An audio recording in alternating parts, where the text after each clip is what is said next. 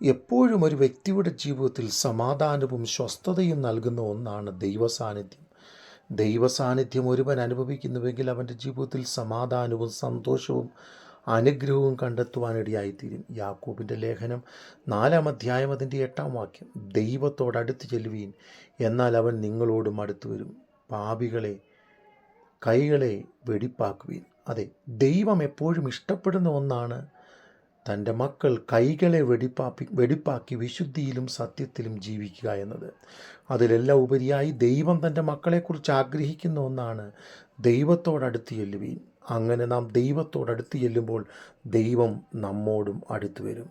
ദൈവത്തോട് ചേർന്ന് നടക്കുവാൻ ആഗ്രഹിക്കുന്ന ഒരുവൻ്റെ ജീവിതത്തിൽ അവന് സമാധാനവും സന്തോഷവും അനുഗ്രഹവും സമൃദ്ധിയും കണ്ടെത്തുവാനിടയായിത്തീരും. 27-ാം സങ്കീർത്തനം 4-ാം വാക്യം, ഞാൻ യഹോവയുടെ മനോഹരത്വം കാണുവാനും അവൻ്റെ മന്ദിരത്തിൽ ധ്യാനിപ്പാനും എൻ്റെ ആയുഷ്കാലമൊക്കെയും ഞാൻ യഹോവയുടെ ആലയത്തിൽ പാർക്കേണ്ടതിനും തന്നെ. അതെ, സങ്കീർത്തനക്കാരനാകുന്ന ദാവീദിൻ്റെ ഒരു ആഗ്രഹമാണ് യഹോവയുടെ മന്ദിരത്തിൽ പാർക്കുക, യഹോവയോട് ചേർന്നിരിക്കുക. അതവൻ്റെ ജീവിതത്തിൽ അനുഗ്രഹമാണ്.